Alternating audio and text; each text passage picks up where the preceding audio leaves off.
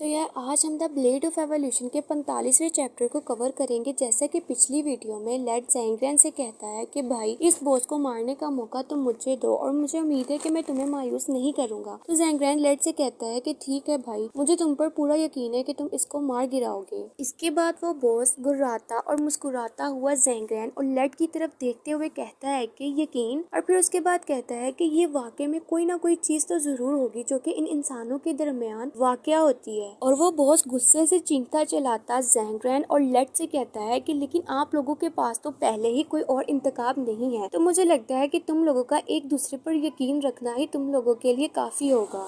Lead अपनी तलवार से उस बॉस पर अटैक करता रहता है, तो वो बॉस लेड से कहता है कि अपनी तलवार को थामकर तुम सिर्फ मेरे मुकाबला करने के तरीके से दुख सहते हुए ही मर जाओगे। तो मेरा कहना मानो और अपनी तलवार को छोड़ दो, वरना तुम मुकाबला करने का तरीका भूल जाओगे। और फिर वो बॉस लेड से कहता है कि मुतबादिल तौर पर अगर मैं तुम्हें सादा लफ्जों में बताऊं कि तुम अगर अपनी तलवार को वहां पर छोड़ दो, तो क्या तुम्हें लगता है कि तुम मेरे सीने में तलवार निकालने या अपने दोस्त को बचाने के लिए इस हुनर को इस्तेमाल कर सकते हो, और क्या तुम ऐसा कर पाओगे? इसके बाद वो बॉस अपने हाथ में एक तलवार को टाइटली पकड़ लेता है और लेड से कहता है कि बेशक तुम्हारी और मेरी ताकत में बहुत ज्यादा फर्क है और इस फर्क को हम बिल्कुल भी चेंज नहीं कर सकते, क्योंकि बेसिकली बात करी जाए तो तुम्हारा पैशन सिर्फ तुम्हारे इमोशंस पर टिका हुआ है। अगर मिसाल के तौर पर मैं तुम्हें बताऊं या मैं तुम्हें करके दिखाऊं तो शायद तुम समझ जाओ। इसके बाद वो बॉस उस तलवार को जमीन में जोर से गाड़ देता है और उसमें से एक इलेक्ट्रिसिटी बाहर निकलती है, जिससे कि उस बॉस के इर्द गिर्द एक बहुत बड़ा एओरा बन जाता है, जिसे देखकर वो बहुत जोर जोर से चिल्लाने लगता है और दहाड़ने लगता है गुस्से की हालत में,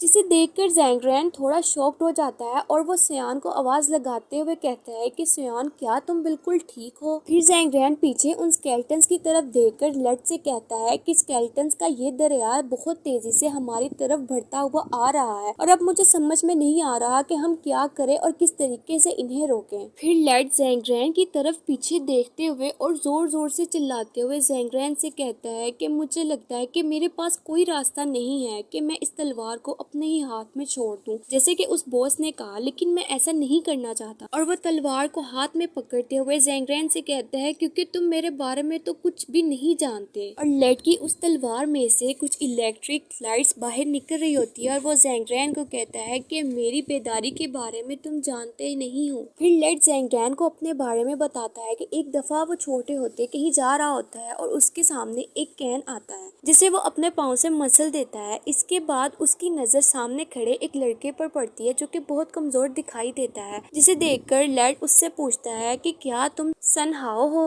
और लेड सन हाओ की तरफ बढ़ते हुए उसे कहता है कि मैंने सुना है कि हाल ही में एक नया लड़का यहाँ मुंतकिल हुआ है। क्योंकि उसके वालिदैन काम में मसरूफ हैं, इसीलिए वो उसका इतना ख्याल नहीं रखते और वो खुद एक इंट्रोवर्ट है। तो क्या मैंने बिल्कुल सही सुना? और वो उसे कहता है कि यहाँ तक कि जब उसे धमकाया जाता है तो वो कोई जवाबी कार्रवाई नहीं करता, ना ही कोई रिस्पॉन्स देता है, और अगरचे इसके पास बहुत सारे पैसे भी होते हैं और उसे इसके साथ ऐसा बहुत कुछ मिलता है। और वो अपनी तलवार को निकालता हुआ सन हाओ पर चिल्लाता उसे कहता है कि क्या तुम जानते हो कि मैं कौन हूँ? मैं लॉर्ड सियान हूँ, जो कि लड़ाई में बहुत ज्यादा एक्सपीरियंस रखता है और लोगों को डांटने की महारत भी रखता है, तो तुम्हें धमकाने के लिए मैं बिल्कुल हाजिर हूँ। और वो सन हाओ से पूछता है कि क्या जब तुम मारे जाओगे तो तुम बिल्कुल भी कोई जवाबी कार्रवाई नहीं करोगे, क्या ये ठीक है? लेकिन सन हाओ थकी हालत में सर झुकाए हाँफते हुए खामोश खड़ा रहता है और वो लेड को कोई भी रिस्पॉन्स नहीं देता। ये सब देखकर लेड को गुस्सा आ जाता है और वो सन हाओ से कहता है कि आखिर तुम मुझे ये किस तरह के एक्सप्रेशन दिखा रहे हो? और फिर वो उसके पास जाकर उसको गले से पकड़ लेता है और उसे कहता है कि क्या तुम मुझे नीचा दिखाने की कोशिश कर रहे हो? और लेड चिल्लाते हुए सन हाओ से कहता है कि तुम जैसा लड़का सिर्फ आंखों का दर्द है, इसके सिवा और कुछ नहीं। और वो सन हाओ को एक जोरदार पंच मारता है और उसे कहता है कि तुम तो अपनी सेल्फ को भी प्रोटेक्ट नहीं कर सकते।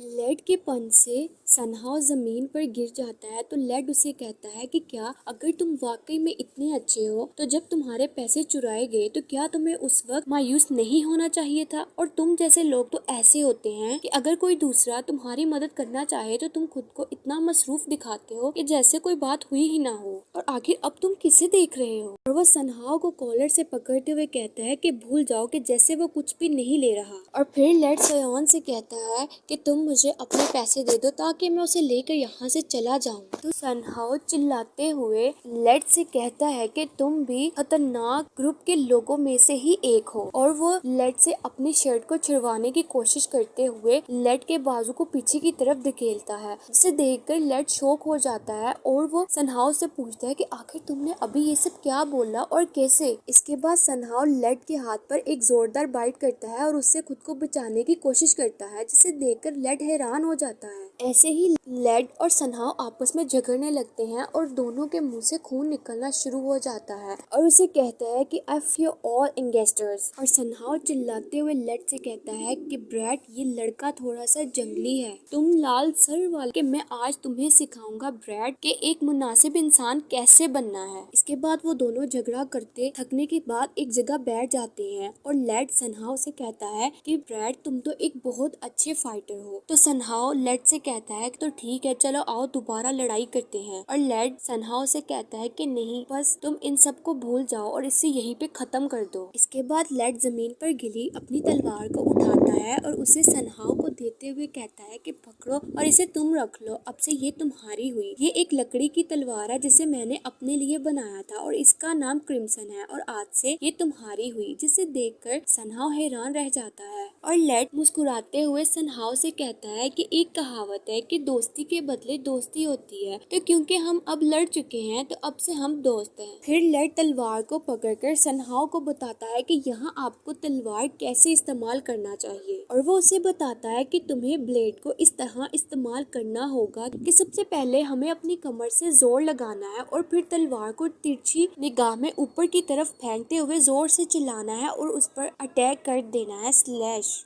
ठंडी ब्लेड टेक्निक और हल्के फैंग स्टैक से। फिर वो दोनों एक जगह बैठकर बातें करने लगते हैं तो सनहाओ लेड से कहता है कि लाइट फैंग, ये सच में अब भी बहुत शर्मनाक महसूस होता है। जिसे सुनकर लेड कुछ सोचने लगता है। फिर वो दोनों वहाँ से जाने लगते हैं तो लेड हंसते हुए सनहाओ से कहता है कि नहीं, ये बिल्कुल भी जरूरी नहीं है। बहरहाल तुम्हें ये याद रखना होगा कि जब मुस्तकबिल में कोई तुम पर दोबारा गुंडागर्दी दिखाए, जब तक तुम जवाबी कार्रवाई करने का इरादा रखते हो, मैं इस ब्लेड को इसी तरह से लहराऊंगा और तुम्हें बचाने जरूर आऊंगा। इतने में लेड से कोई उस वुड ब्लेड को पकड़ लेता है और वो लेड से कहता है कि क्या तुमने खुद को हीरो समझ लिया है, और वो भी सिर्फ इसीलिए कि तुम्हारे पास एक लकड़ी की तलवार है। क्या मैंने बिल्कुल ठीक बोला? और फिर वो उसे कहता है कि ब्लॉकहेड, क्या वो तुम्हारी गर्लफ्रेंड हो सकती है? फिर वो लड़का और उसके दोस्त सनहाओ और लेड को घसीटते हुए वहाँ से ले जा रहे होते हैं और वो लड़का लेड से कहता है कि मुझे कुछ पैसों की जरूरत है जो कि मैं इस ब्रैड से लेना चाहता हूँ, लेकिन मैंने ये बिल्कुल भी एक्सपेक्ट नहीं किया था कि तुम इसकी मदद के लिए यहाँ पर मौजूद होगे। और उसका दोस्त सनहाओ से कहता है कि हिलो मत और मुझे तुम्हारे पैसे ले लेने दो जल्दी से। सनहाओ चिल्लाते हुए उन्हें कहता है कि हाँ, मेरे पास पैसे हैं, लेकिन प्लीज तुम लोग उसे तंग मत करो। और वो लड़का लेड की गर्दन पर पाँव रखते हुए कहता है कि लानत हो मुझ पर कि मैं तो बहुत ज्यादा अनलकी हूँ। फिर वो लड़का लेड की वुड ब्लेड को तोड़ देता है और उसे कहता है कि कूल लाइट स्लैश, ये कितना अच्छा था। और वो कहता है कि ये सच में सोचता है कि ये एक हंटर है, इस तरह की गंदी सी चीज को अपने पास रखते हुए। तो उसका दोस्त हंसते हुए कहता है हाँ, और आखिर ये कितनी खौफनाक है दिखने में। और वो लेड की तलवार को जमीन पर गिरा देता है और उस पर पाँव रखते हुए उसे कहता है कि ये सिर्फ तुम्हारी बचपन की एक छोटी सी गेम है, तुम देख रहे हो कि ये तो एक झटका भी बर्दाश्त नहीं कर सकी। फिर वो दोनों वहाँ से चले जाते हैं और आपस में बात करते हुए कहते हैं कि ये अजीब सा लड़का यहाँ तक के बेदार होकर शिकारी बनना चाहता है, आखिर ये क्या मजाक है। और उसका दोस्त हंसते हुए कहता है कि सच में ये लड़का तो बहुत पागल है। लेड बहुत ज्यादा मायूस होते हुए सनहाओ से कहता है कि मुझे माफ कर दो। सनहाओ लेड की तलवार को नीचे से उठाता है और उसके पास जाकर उसके कंधे पर हाथ रखते हुए उसे कहता है कि सियोन, क्या तुम ठीक हो? तो लेड बहुत मायूस होते हुए सनहाओ से कहता है कि मैं तो तुम्हें बिल्कुल भी प्रोटेक्ट नहीं कर सका। तो सनहाओ लेड से कहता है कि सियोन, मेरी बात सुनो, ऐसा कुछ भी नहीं है।